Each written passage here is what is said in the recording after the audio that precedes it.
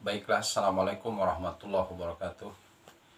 Pada kesempatan yang malam hari yang berbahagia ini, saya akan membacakan beberapa pertanyaan yang masuk. Salah satunya dari Ibu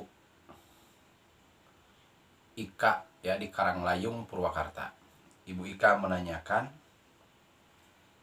bagaimana cara meruqyah rumah. Terima kasih ya. Baiklah, untuk Ibu Ika di Karanglayung, Purwakarta ya. Cara meruqyah rumah. Pertama, cara meruqyah rumah yang ada tanah sihir kuburan ya, tanah kuburan. Yang ada sihir tanah kuburannya. Pertama adalah sediakan garam kasar ya. Masukkan ke dalam bak mandi ya, atau jolang atau ember. Kemudian diisi air. Garam kasar ya, garam laut yang kasar. Masukkan ke dalam jolang. Kemudian diisi air ya. Setelah itu kemudian dibacakan, kita punya wudhu ya, celupkan tangan kita ke dalam jolang itu yang sudah diisi air sama garam tadi, putar searah jarum jam sambil membacakan ayat kursi ya, Al-Fatihah, Alif Lam Mim, ayat kursi, Al-Falaq, An-Nas. Kemudian perbanyak kalimat tamah, a'udzu bikalimatillahi tammati min syarri ma khalaq. Putar searah jarum jam sebanyak mungkin ya. Kemudian setelah itu cipratkan ke seluruh ruangan atau halaman ya. Lakukan selama 21 hari. Pada hari yang ke-21 hari, Ibu, apabila toko Ibu ada sihir, ada gangguan sihir, tanah kuburan, apabila pada hari yang ke-21, kemudian bacakan di rumah itu surat Al-Baqarah 1 surat penuh. Ya. Pada hari ke-21 bacakan surat Al-Baqarah 1 surat penuh. Kemudian tiupkan ke dalam air yang ada garam kasarnya tadi yang sudah dibacakan kalimat tamah, tiupkan juga Al-Baqarah ke situ. Kemudian sama, cipratkan ke seluruh ruangan rumah. Ya, laksanakan selama 21 hari ya. Pada hari ke-21 membaca ayat surat Al-Baqarah 1 surat penuh. Ya, kemudian ditiupkan, kemudian cipratkan airnya ke seluruh ruangan rumah Ibu atau warung Ibu. Setelah itu bagaimana? Bakar kayu gahru di warung itu ya. Terutama gahru India, bukan gahru dari Arab ya. Terutama boleh pakai gahru dari Arab boleh. Tapi yang diutamakan kata Syekh Abdul Salam Bali atau Anum Bali adalah gahru India. Bakar di situ, kemudian sholat sunnah ya di situ, baca Quran ya di situ, sholat duha ya di situ. Insya Allah dengan izin Allah rumah Anda akan terbebas dari sihir tanah kuburan. Terlebih kalau Anda dapat menemukan tanahnya kemudian dimusnahkan. Ya, itu caranya. Jadi caranya seperti itu ya Bu ya. Untuk meruqyah rumah yang ada sihirnya. Tanda-tanda rumah yang ada sihirnya biasanya banyak tikus dan banyak tikus mati di sudut-sudut ruangan, itu salah satunya. Kalau malam hari terdengar bunyi-bunyian ya. Seperti bunyi meledak atau apa gitu, tetapi tidak nampak. Itu. Kemudian pertanyaan yang kedua, apakah boleh membaca tasbih dengan menggunakan biji-bijian tasbih? Jadi bacaan subhanallah, alhamdulillah, wala ilaha illallah, wallahu akbar, kemudian memakai tasbih, apakah boleh?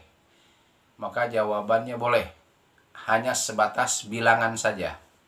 Yang tidak boleh menurut Syekh Shaleh Al Fauzan bahwa kalau kita membaca bacaan tasbih kemudian memakai biji-bijian tasbih, dan meyakini bahwa tasbih itu, biji-biji tasbih itu mendatangkan manfaat dan madarat, itu yang tidak boleh. Jadi mempunyai keyakinan bahwa ini tasbihnya kaukah misalkan, ini benda ini kaukah ini bisa mendatangkan manfaat dan madarat, itu yang tidak boleh. Tapi kalau hanya sebatas untuk bilangan itu boleh ya.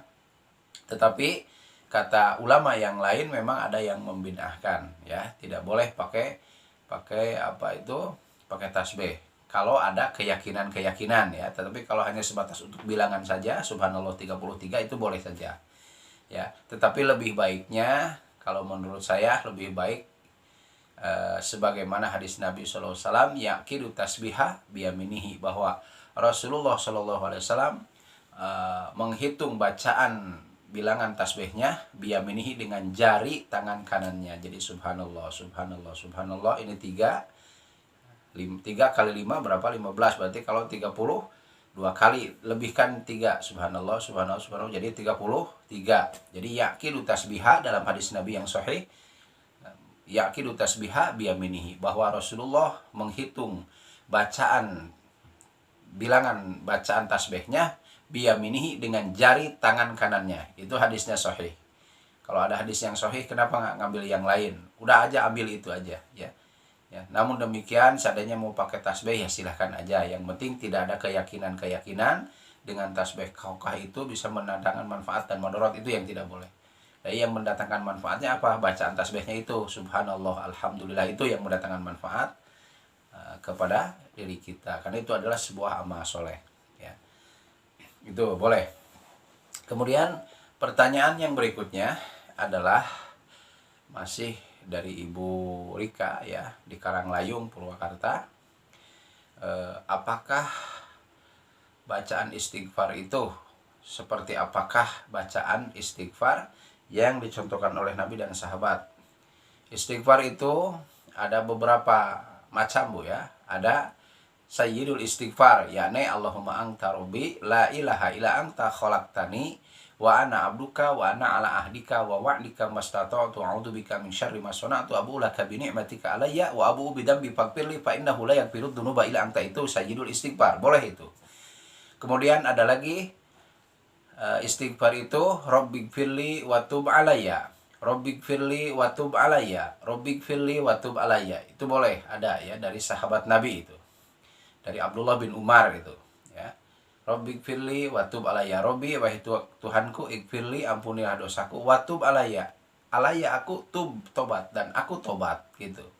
Kemudian ada lagi istighfar itu hanya astagfirullah, astagfirullah, astagfirullah, atau astagfirullahaladzim, astagfirullahaladzim, astagfirullahaladzim, boleh itu ya dilakukan. Jadi istighfar itu seperti itu. Nah, adapun istighfar yang biasa di kampung-kampung dibaca itu astagfirullahaladzim li wali walidaya wali ashabil huquqi wal jibati alayya wali masyayikhina wali ikhwanina wali jami'il muslimin muslimat mu'minina wal mu'minat al ahya'i minhum wal amwat. Saya tidak tahu ya keterangannya itu dari mana. Yang jelas itu memang suka dilakukan oleh ustadz-ustadz kita atau kiai-kiai kita di kampung-kampung. Ya, kami menghormati aja, silahkan. Kami tidak menyalahkan ya. Mungkin ada keterangan yang lain yang memang bacaan istighfar ya seperti itu, hanya kita yang belum tahu. Karena kita belum tahu, maka kita tidak menyalahkan. Tapi juga kita tidak mengikuti ya. Tidak mengikuti, tapi juga kita tidak menyalahkan. Mungkin mereka sudah tahu istighfar yang seperti itu ya. Kita belum tahu, maka karena kita belum tahu, maka laksanakanlah yang sudah tahu. Yang belum tahu jangan ikut, tetapi tidak menyalahkan kepada mereka untuk melakukan seperti itu. Silahkan aja ya. Istighfar itu ya seperti itu dalam Riyadhus Shalihin, astagfirullah, astagfirullah, astagfirullah. Itu saja yang dapat saya sampaikan. Kurang dan lebihnya mohon maaf ya. Terima kasih atas segala perhatian, mohon maaf atas segala kekurangan. Terima kasih Ibu Rika di Karanglayung ya. Untuk selanjutnya ditunggu pertanyaan-pertanyaan berikutnya. Insya Allah kalau bisa saya jawab, kalau tidak bisa saya katakan saya tidak bisa. Terima kasih. Assalamualaikum warahmatullahi wabarakatuh.